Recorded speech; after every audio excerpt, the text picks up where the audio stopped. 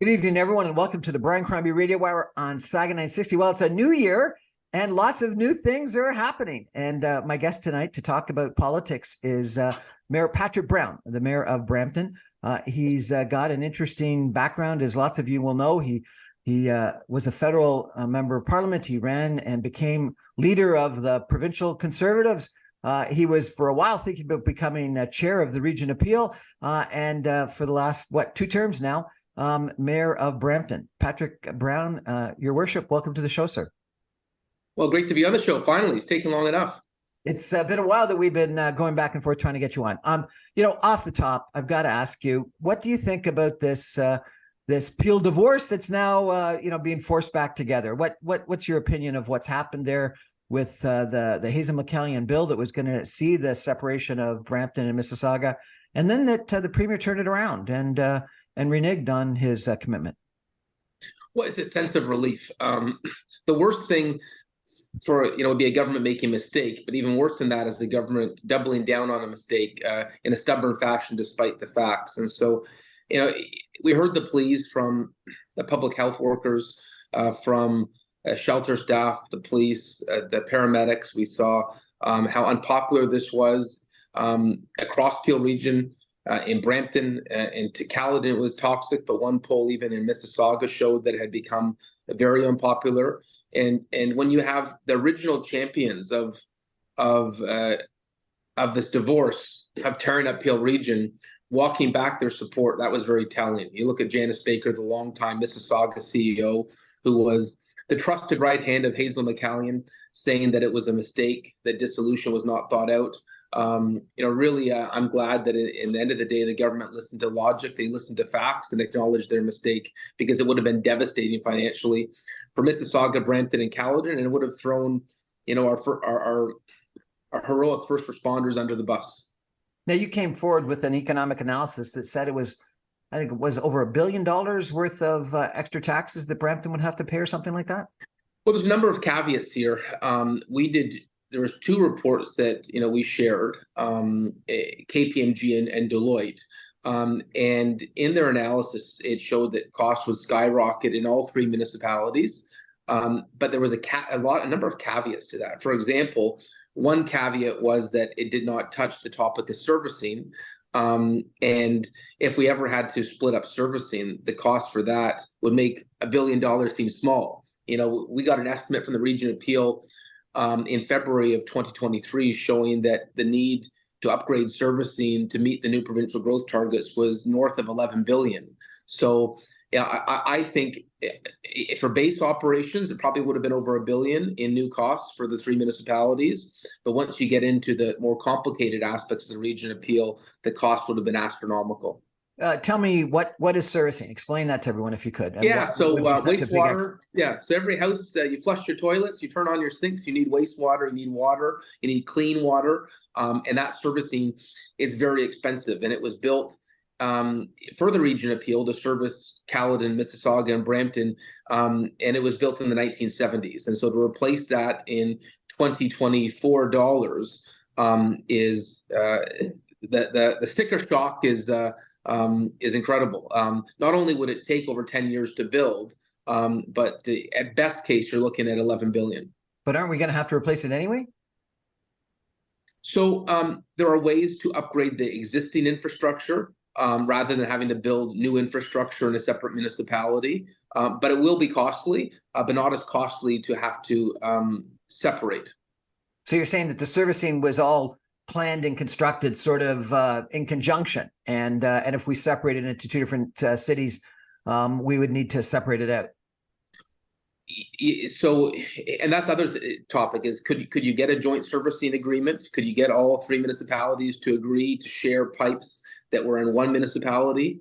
Ultimately, it would put Mississauga in a position that would dictate Brampton and Caledon's growth, and that's not something we would agree to. And it's why through these talks we said if Mississauga wants to separate, they have to rebuild the servicing infrastructure in our municipality, given the fact that we did it in their municipality. Largely, the pipes are already built in Mississauga. And so that was one of the many areas of complication. It wasn't the only one, but there was, I think the transition board, the more they digged into this, the more they realized how complicated this was to have a divorce, because we've been so intertwined.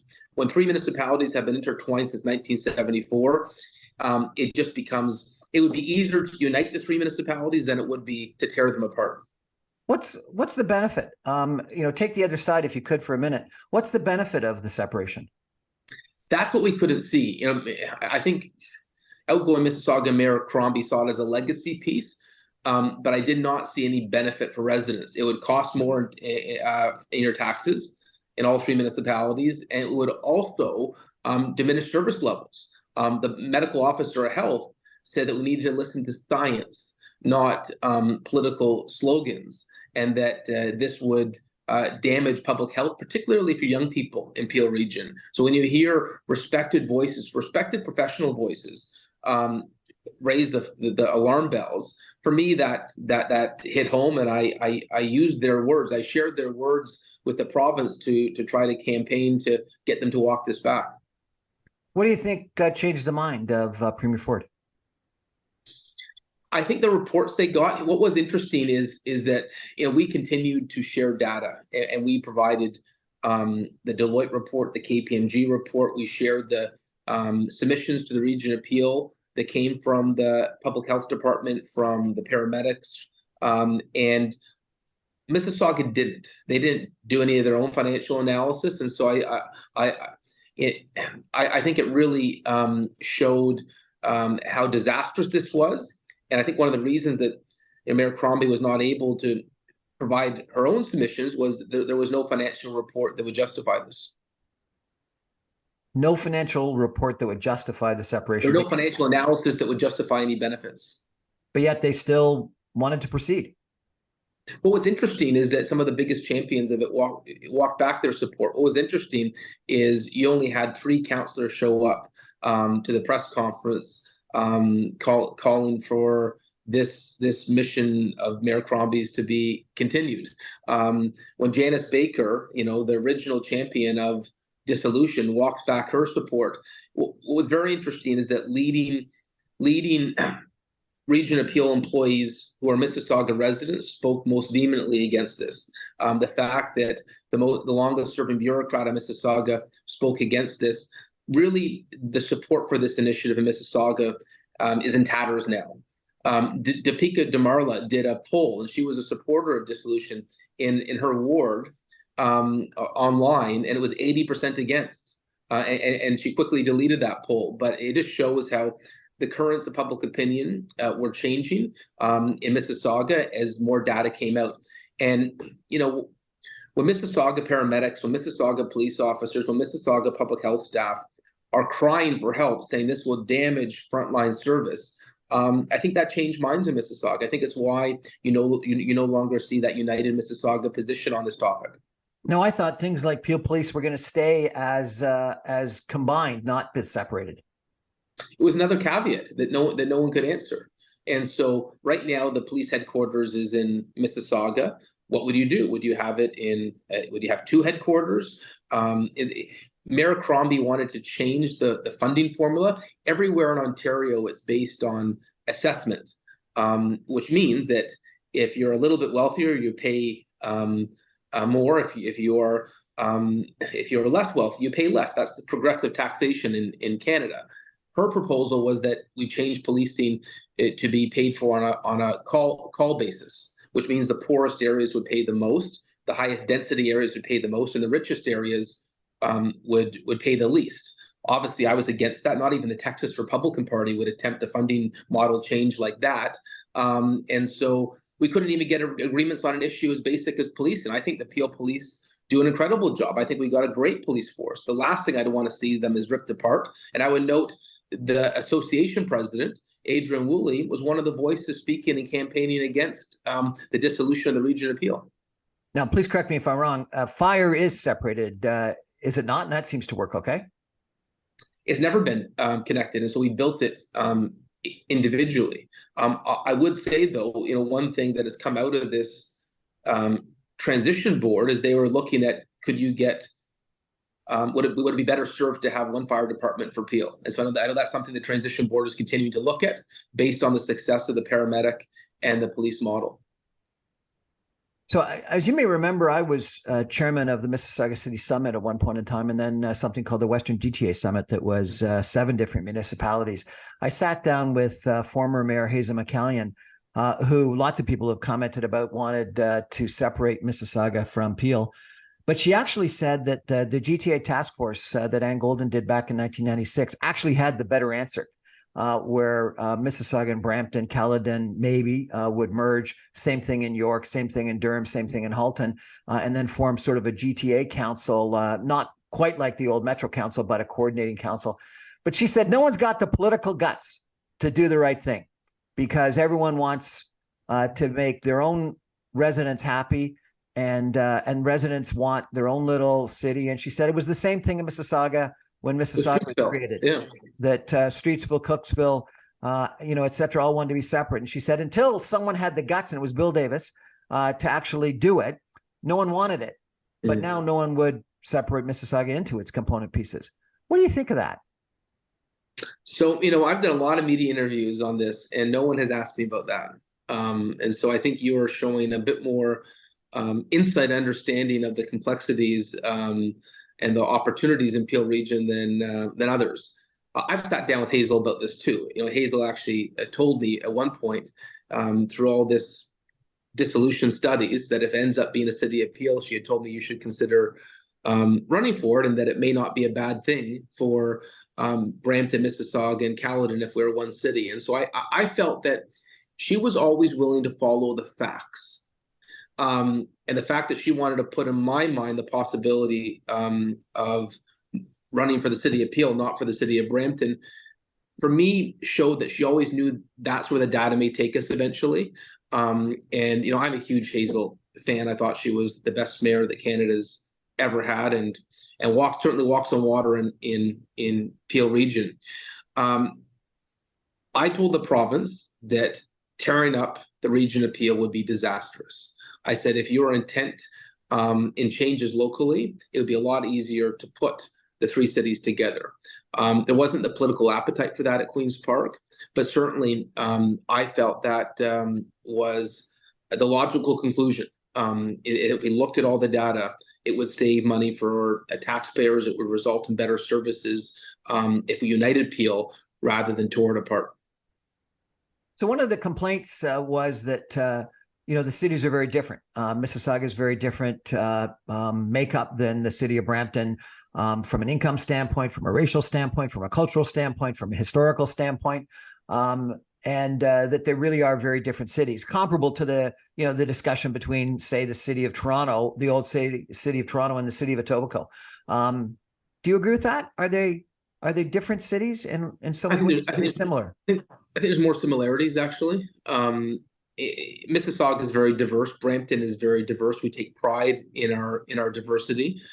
Frankly, if you tell someone who's living in Streetsville or Malton, where they spend their time, or someone in Bramalea or Castlemore, they're all intersected. Our communities are intersected and intertwined. Frankly, there are times you'll be shopping in Mississauga or Brampton, not knowing if you're in Mississauga or Brampton. And so I don't think it would be a significant change if there was that political appetite one day. It certainly, I don't see it there today. I was told directly from the province that wasn't on the table when I suggested it as an alternative to dissolution. But yeah, I think there are more similarities.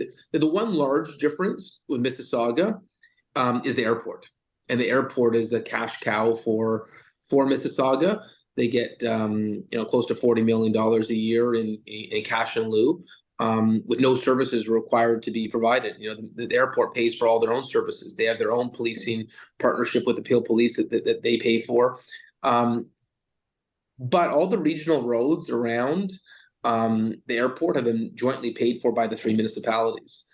If you look at If you look at some of the specialized supports we have in the region of Peel to complement the airport, I look at the auto theft unit, I look at human trafficking.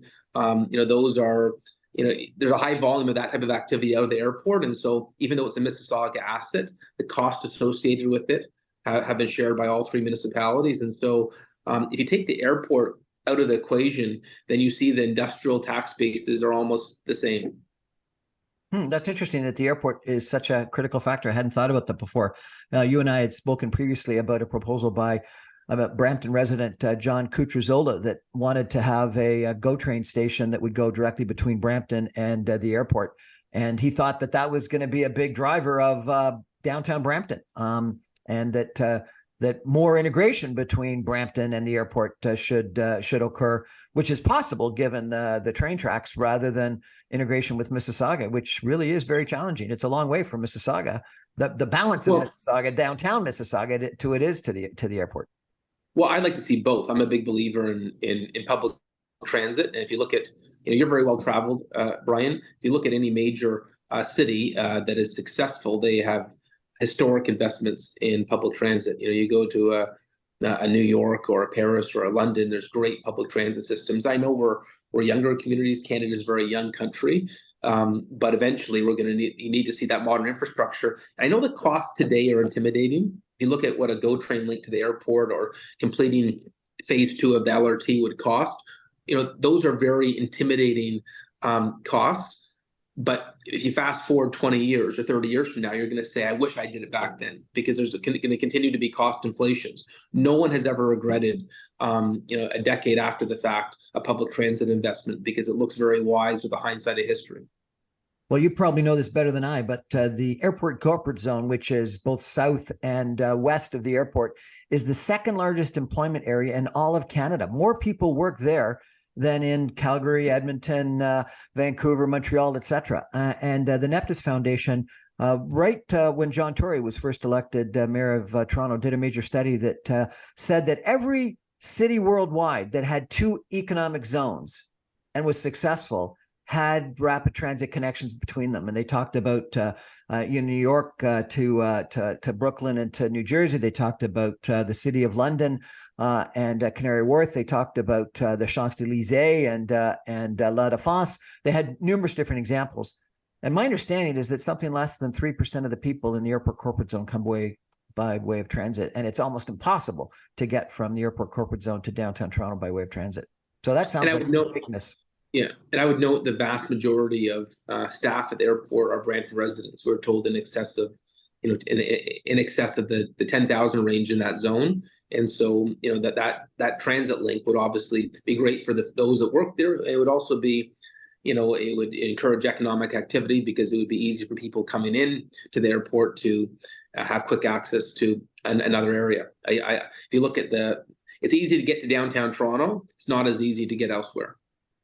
So let's take a break for some messages and come back in 2 minutes and maybe turn to some other issues that Mayor Patrick Brown is faced with and that he's well aware of across both the province and the nation. Stay with us, everyone. Back in just 2 minutes with Mayor Patrick Brown, Mayor of the City of Brampton. Stay with us.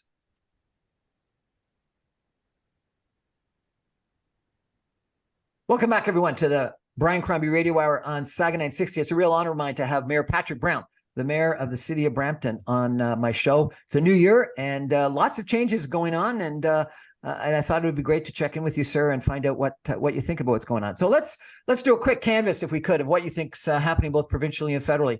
I know you were the leader of the Progressive Conservative Party provincially at one point in time. Doug Ford's got 2 governments. What do you think is going to be happening in the future provincially?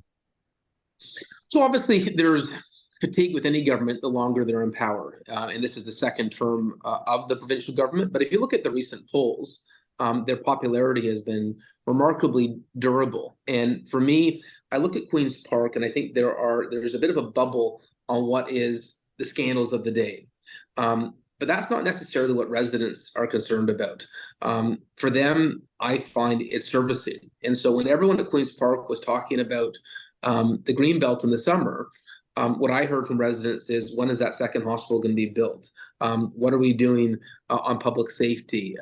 What's happening with infrastructure? And so I think for the Ford government to be able to win a third term, they need to really focus not on whatever scandals of the day are salacious at Queen's Park, but honoring the commitments that they were elected upon 5 years ago. They promised to fix hallway medicine.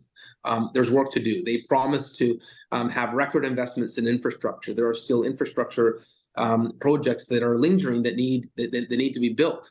In the last provincial election, the 413 was one of their most popular campaign planks. Where are we on that? I know there are delays because of the federal EA, but I think for the government to be successful in their re-election, they need to focus on what got them elected in the first place. So you don't think this whole controversy about Greenbelt, the controversy about ministerial zoning orders, Ontario Place, the Science Center, all those controversies, you don't think that's going to hurt them? No, and I'll tell you why. Our planning system is broken in Ontario, and for those of us that follow municipal politics and provincial politics, like me and you, we're a bit of a we understand what an MZO is. I'm sure a lot of residents don't. But what I would say is, if you tell the average resident that sometimes development applications take 7 years, they would say that's ludicrous. It is ludicrous. And so when I look at some of the applications of MZOs locally, the Peel Police asked for an MZO to build their new headquarters in Brampton because the approval process at the region that they're part of was too long. Imagine that. The Peel Police wanted an MZO to expedite regional approvals, and they're a regional body. There was 2 long-term care homes that sought to have MZOs because they didn't want to delay the supply of new long-term care beds in the community. And so when I look at some of those examples, MZOs have been necessary to expedite construction. But I would love to see the province fix some of the structural problems we have in the planning process that is taking far too long. You ran against Pierre Poilievre for the leadership of the Conservative Party federally. Right now, he's leading in the polls. What do you think? Well, I think similar to the provincial Conservatives up against the 5-year clock, the federal government has even been in power longer. By the time of the next federal election, they'll be at a 10-year period in office. Governments usually don't get reelected after being in office for that long. There are some exceptions to that, but it is very rare in Canadian politics. I think the last Liberal Prime Minister that won a 4th term, wasn't it, like Wilfrid Laurier? Like, you have to go way back into history. I ran against Pierre because I have a different brand of conservatism. I'm a unabashed Bill Davis conservative. I believe in being a progressive conservative, and I love the way he was balanced and reasonable and thoughtful. I do worry that on a federal level, that the Conservative Party tends to try to replicate the Republican Party too much. And I believe we should have a uniquely Canadian brand of conservatism. I don't think we ever want to be a pale imitation of the Republican Party in the US, because I think there are many people like myself who would vote conservative, but not for a Republican version of that. There was a group called Centre-Ice Canadians or Centre-Ice Conservatives that were thinking about launching a new sort of red Tory, blue Liberal party in the center. Is there any chance of that?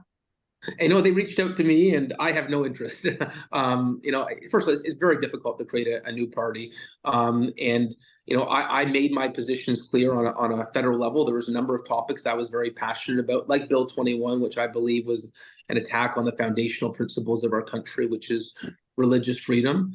But now that that endeavor is over, my focus is entirely on municipal politics. And so initiatives like Centre-Ice, I'm staying away from because I want my focus to be 100% on the city of Brampton. Let's go back to this first issue that we talked about, if we could, just in the last couple of minutes that we got together. Mayor Scarpitti, the mayor of Markham, actually recommended the merger of York in the last election. Some people and Golden back in that 1996 report actually thought that York was the place that made the most sense because the fragmentation north of the city, and that Vaughan and Markham and Richmond Hill and Aurora and Newmarket, et cetera, would be far more successful from a planning standpoint, from a transit standpoint, from an industrial development standpoint, if it was one city. And he was turned down extremely quickly by the premier. There's been talk of lack of coordination in the whole Greater Toronto area. Joe Barrage, the principal of urban strategies, talked about Toronto being the third largest metropolitan area in North America in the next couple of years, and that we don't have a vision for the whole area, and that the only way to be successful is if we had some sort of better coordination. Is there any chance for better coordination? I do. I think we started to see it during COVID. John Tory, to his credit, was very good at having weekly meetings with all the mayors, and we were able to coordinate public health policies in a very unified fashion, and also the supports necessary for cities.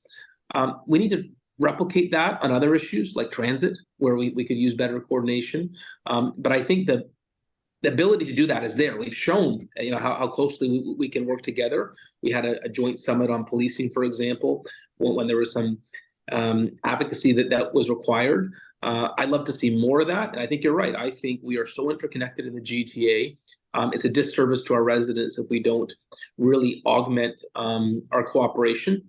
Normally that's led from the mayor of Toronto. I think Olivia Chow is new in her position, but I've done a bit of work with her so far, and I think she's very open to championing that coordination. One of the things that Hazen McCallion talked about was that if Mississauga and Brampton merged, whether it's with or without Caledon, you'd be the third largest city in Canada. You get a lot more attention.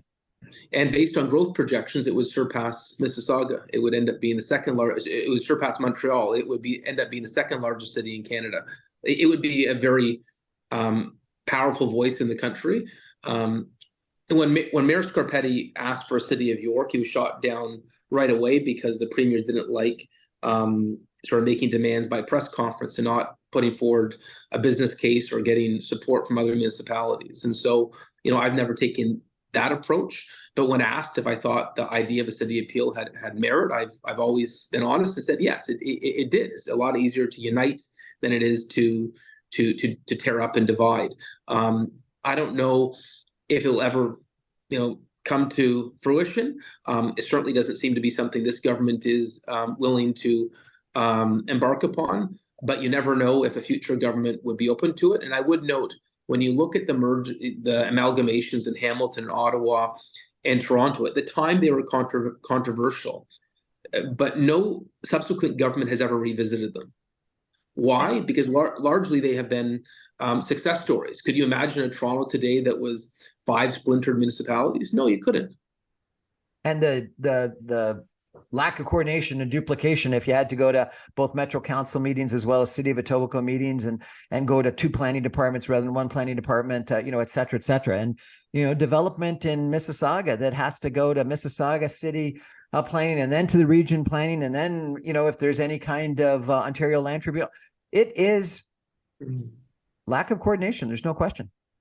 Well, I agree. I think it's unnecessary, but I would note on the planning front, there is some help on the horizon. The province has said that they are going to remove the planning process from the region. And so that will allow us to be more nimble when it comes to planning approvals. Mayor Patrick Brown, what's the future for you? I love serving Brampton. I love raising my kids here. I've got a 2.5-year-old and a 4.5-year-old. I love being home every night. And my goal is to make Brampton the best place to raise a family, to build a business, to create jobs. And I got a lot of work on my plate because there's a lot on the go in Brampton. And frankly, dealing with the challenges we have as they come up. We've had public safety challenges with auto thefts and extortions. And, I need to make sure, as we work on our plan to enhance the ability of Brampton to be a great place to live, we also have to work with the challenges that come our way. And I find those challenges fascinating because I believe every challenge we face, there is an antidote, a solution to that challenge. And so that's what I love working on. Are you still playing hockey? I play hockey 3 times a week. My wife has been very generous and not pushing me to give up that addiction, but I do continue to love hockey. Awesome. Well, it's a real pleasure having you on the show, and thanks for the fights that you've engaged in, the political fights and the other ones, because I think that you've done a great job for the people of Brampton and, frankly, for the people of Peel. So I really appreciate them.